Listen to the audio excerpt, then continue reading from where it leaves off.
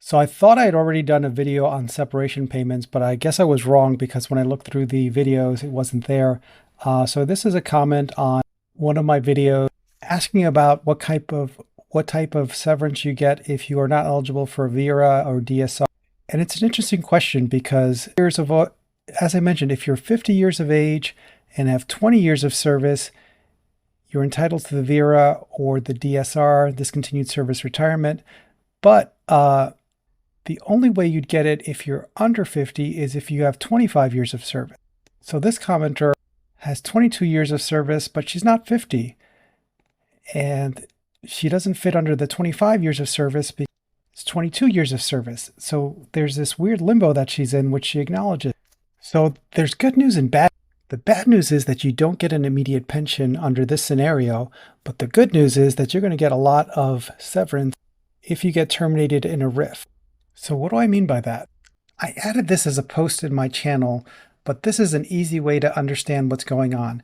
So if you get an immediate pension when you're RIF'd, you are not entitled to severance. But if you don't get an immediate pension when you're RIF'd, you do get severance. And how much is severance? So you get 1 week basic pay for your first 10 years of service and 2 weeks basic pay for each year after that. And then you get an additional amount for every year that you have that's over 40. So this says that you get 1 week basic pay for each of the first 10 years. You get 2 weeks basic pay for each of the next 10 years. And then if it's not a full year, you're going to get 25% for each of the full 3 months. So let's say you've got 20 years and 3 months. So you're going to get 1 week pay for each of the first 10 years. You get 2 for each of the next 10. So that's 30 weeks pay. And you got 3 months, so 25% for that. So I'll put a link to all this in the description.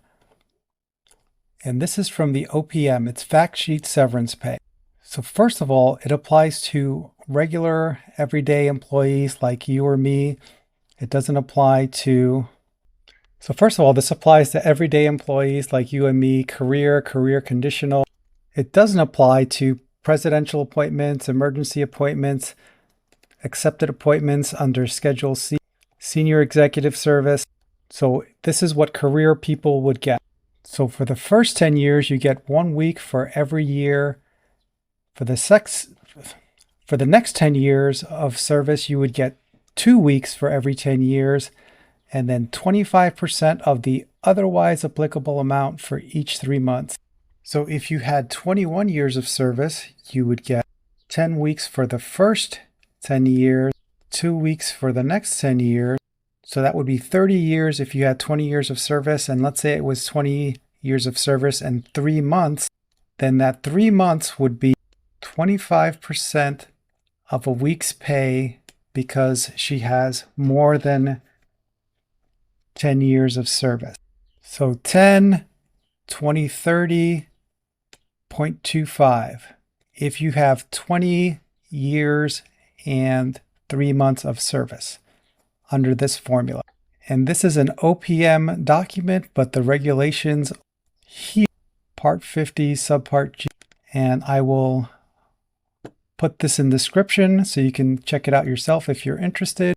And here's an example that they give, and here's a worksheet with an example that we'll also put there, and a blank one. So let's use her example. And I don't know what she makes, but I'm going to put 104,000 because it makes it easy to calculate. So 104,000 divided by 52 weeks a year is 2,000.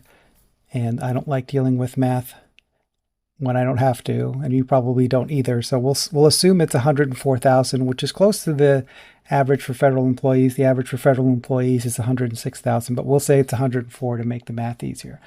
So she says she's 22 years of service, but she's not 50 yet. So let's assume she's 49 for argument's sake.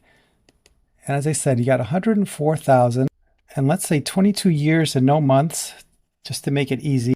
And this is the worksheet that you would use, and I'm going to put it in the comments, but I'm not going to go through the numbers here.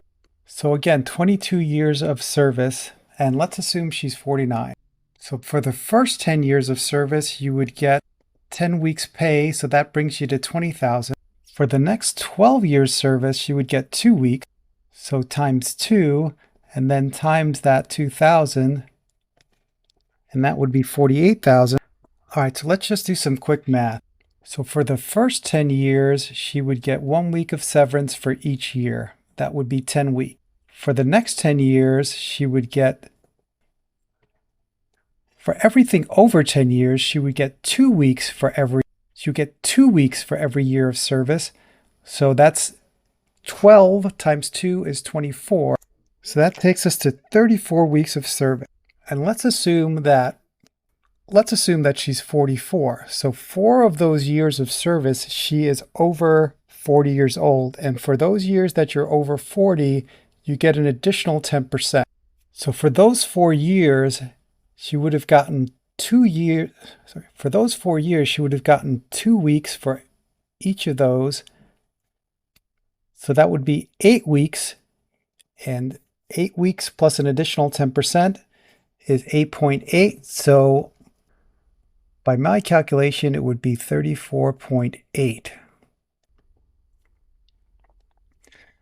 So if we've got 34.8, and we're going to assume that her salary is 104,000 because it makes the math easier.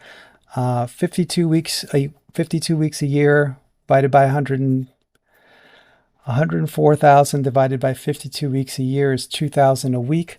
So 34.8 times 2,000, she'd be entitled to $69,600 if that was her salary. And if it's not her salary, you can just plug in those numbers yourself and figure it out. But that's how it works. So basically 1 week of pay for the first 10 years, 2 weeks of pay for the second 10 years. If you've got less than a year after that, say 3 months, 6 months, each of those 3 months, you're going to get 25% of this if you have less than 10 years, or 25% of this if you have more than 10 years. And then figure out what that number is. And then if you're over 40, you get 10% for each of those years that you're over 40. And I know this says 2.5% for every 3 months, but if you multiply that out, it's 10% for every year over 40, but you can work it out by months if you want. But just a reminder that this is the severance you'd be entitled to if you don't qualify for a VERA, if you don't qualify for a discontinued service retirement. If when you're RIF'd, you are entitled to an immediate pension, you don't get severance. If you are RIF'd and you're not entitled to an immediate pension, then you do get a severance. And it doesn't have to be a full pension. If you qualify under the MRA plus 10 for an immediate pension, then you would not get severance. If you don't qualify for severance, if you don't qualify for a pension, an immediate pension when you're RIF'd, then you would get this severance. So even though in this example, she's in limbo because she doesn't qualify for VERA, she has so many years of service that it's going to work out really well. And the only limitation on that is the cap is 52 weeks, but I don't see anybody getting 52 weeks pay. But that's the limit in the statute. That's the limit in the Code of Federal Regulations. And again, I'll put all this in the description.